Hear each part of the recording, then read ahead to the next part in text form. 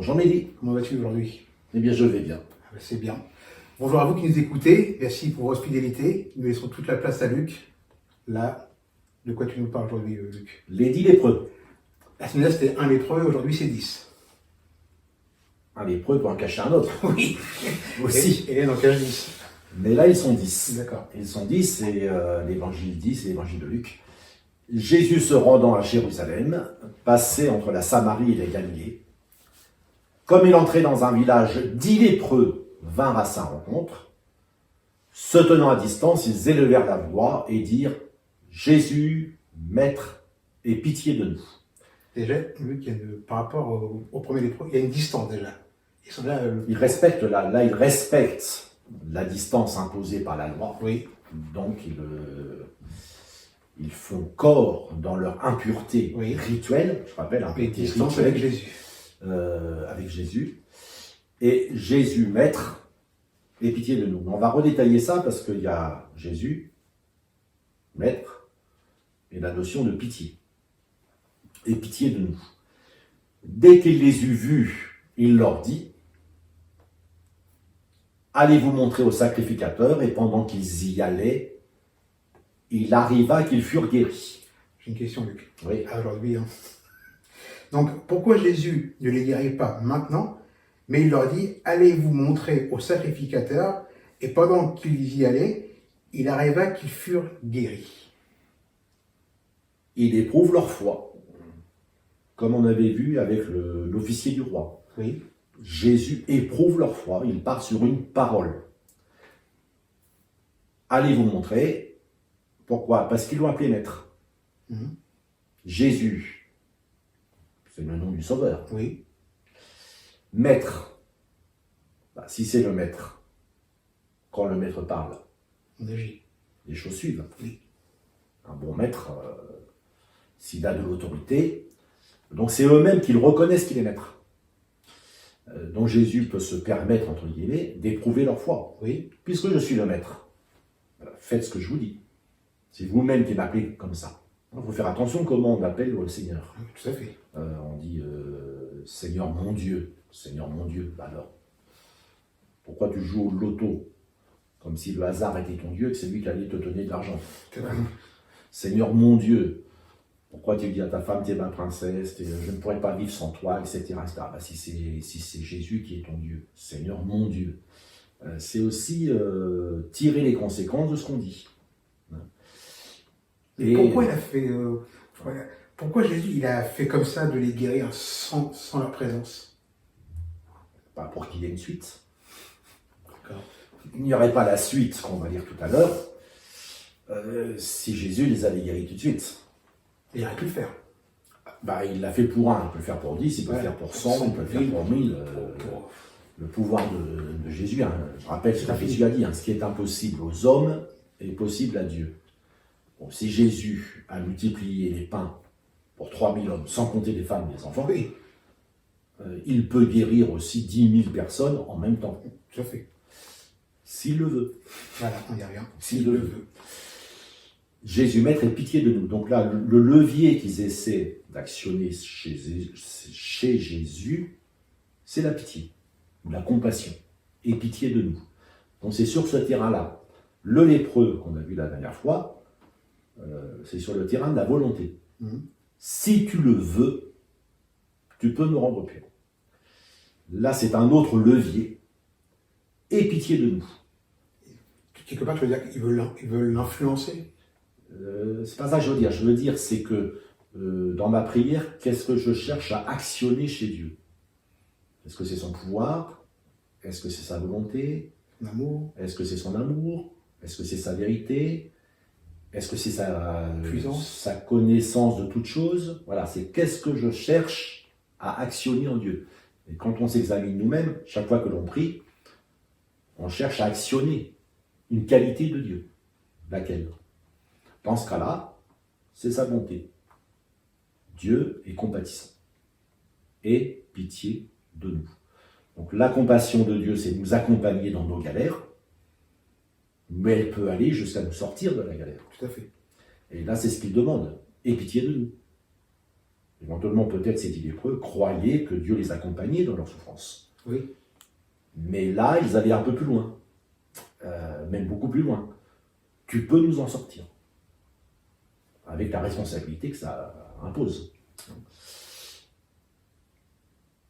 Alors, Jésus va faire, on l'a lu, pendant qu'ils partaient, ils se tiennent à distance, et pendant qu'ils y allaient, faire ce que Jésus leur a dit, se montrer aux prêtres, il arriva qu'ils furent guéris. Et le fait qu'ils sont guéris, pour répondre encore à ta question, le fait qu'ils sont guéris hors de la présence de Jésus les confronte à leur liberté d'action. Si je suis guéri devant Jésus, je suis tout penaud. Il y a une femme comme ça, dans un autre texte, elle touche le vêtement de Jésus et elle se dit en elle-même, si je peux toucher son vêtement, je serai guéri. Oui. Elle se fraye un passage dans la foule, elle réussit à toucher le vêtement de Jésus. Certains disent que ce n'était pas le vêtement, c'était les franges de son vêtement, parce que tous les juifs ont des franges à leur vêtement, les juifs pieux. Et Jésus dit, qui c'est qui m'a touché? Et cette femme se trouve dévoilée devant tout le monde, obligée de raconter ce qui s'est passé. Mais eux non. Jésus les guérit pendant qu'ils sont loin. Donc ils sont libres. Et que vont-ils faire de leur liberté? Voilà. C'est la suite du récit. Verset 15. L'un d'eux, se voyant guéri, revint sur ses pas, glorifiant Dieu à haute voix. Il tomba sur sa face aux pieds de Jésus et lui rendit grâce. C'était un Samaritain. Jésus, prenant la parole, dit, mais les 10 n'ont-ils pas été guéris? Et les 9 autres, où sont-ils? Ne s'est-il trouvé que cet étranger pour revenir et donner gloire à Dieu? Puis il lui dit, lève-toi, va, ta foi t'a sauvé. J'ai une question, Luc. Sur les 10 lépreux, il n'a été que un qui a été reconnaissant, ce que tu as dit. Et la question là, voilà. À travers la guérison, Jésus lui a dit, lève-toi, va, ta foi t'a sauvé. Qu'est-ce que veut dire t'a sauvé? Sauvé. Parce que la guérison est sauvée. Oui. Parce que là, on parle de guérison, et pourquoi Jésus lui a dit, ta foi t'a sauvé? Alors, sauver en grec, c'est un verbe très large. Donc, il peut, dans certains contextes, dire simplement guérison. D'accord. Donc, c'est une façon de dire, c'est par ta foi que tu as été guéri. D'accord. Maintenant, il y a toujours ce jeu entre l'impureté rituelle, la lèpre étant un symbole de l'impureté, comme la levure. La levure est un symbole de l'impureté. C'est pour ça qu'à Pâques, on mange des pains sans levure.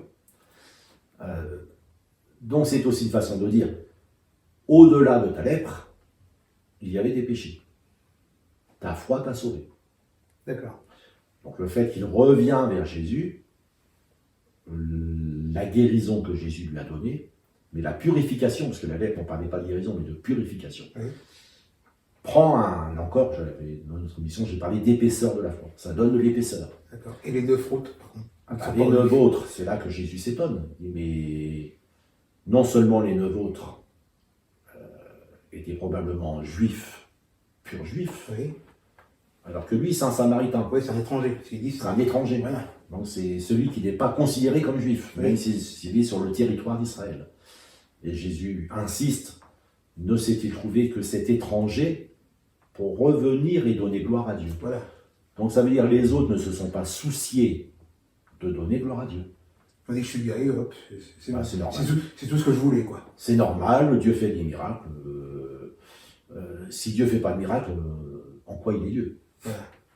Oui. Donc c'est normal et c'est banal, quoi. Bon, voilà, on a trouvé. Donc ils n'ont vu en Jésus qu'un guérisseur, si on veut. Mais Jésus est plus. Et c'est toujours d'actualité, Lucas. Oui, c'est toujours d'actualité. Voilà. Donner gloire à Dieu. Alors Jésus souligne cette anomalie. Mais Jésus va dire ailleurs, mais on ne va pas insister sur ça parce qu'il y a un autre point que je voudrais qu'on voit. Jésus va dire, mais il y avait aussi plusieurs lépreux en Israël du temps d'Élisée. Un prophète qui a fait beaucoup de guérisons aussi. Et cependant, aucun d'eux ne fut purifié, si ce n'est Naaman, le Syrien. Donc c'est récurrent que les étrangers, entre guillemets, ne sont pas blasés. Et parfois, c'est dommage que certains qui ont l'habitude de fréquenter Dieu sont blasés de ce que Dieu fait. Au lieu de tous les matins reconnaître, comme le font beaucoup de psaumes, que c'est un miracle. C'est un miracle dont on peut tous les jours remercier Dieu. Mais j'en viens à un autre point, c'est parce que juste avant ce récit, toujours dans Luc 17, Jésus a parlé. Qui de vous, ayant un serviteur qui laboure, ou paie les troupeaux, lui dira, quand il revient des champs, « Approche vite et mets-toi à table. » Ne lui dira-t-il pas, au contraire, « Prépare-moi à souper, mets ta ceinture et sers-moi jusqu'à ce que j'ai mangé et bu. Après cela, toi, tu mangeras et tu boiras. » Doit-il de la reconnaissance à ce serviteur parce qu'il a fait ce qui lui était ordonné? Vous de même, quand vous avez fait tout ce qui vous a été ordonné, dites, nous sommes les serviteurs inutiles. Nous avons fait ce que nous devons faire. Donc remarquez bien que Jésus ne dit pas, ne s'est-il trouvé que cet étranger pour me dire merci, mais il dit, ne s'est-il trouvé que cet étranger pour revenir et donner gloire à Dieu. Et Jésus là met en pratique ce qu'il a lui-même enseigné pour tous ses serviteurs. Quand le serviteur a fait ce qu'il devait faire, il n'a rien fait d'extraordinaire. Et quand Jésus purifie 10 lépreux, il ne fait rien d'extraordinaire. Il ne fait que faire ce pourquoi Dieu l'a envoyé sur cette terre. Mais il faut rendre gloire à Dieu. Toujours. Et doit-il de la reconnaissance à ce serviteur parce qu'il a fait ce qui lui était ordonné? Et Jésus se l'applique à lui-même. Donc nous n'avons pas à attendre des compliments ou des récompenses de quelque nature que ce soit de la part de ceux que Dieu bénit au travers de nous. Il nous suffit de nous satisfaire d'avoir fait ce que le Seigneur nous a demandé, tout simplement. Merci Luc, à la semaine prochaine. Merci à vous de nous avoir écoutés et je vous dis à la semaine prochaine. Au revoir, que Dieu vous bénisse.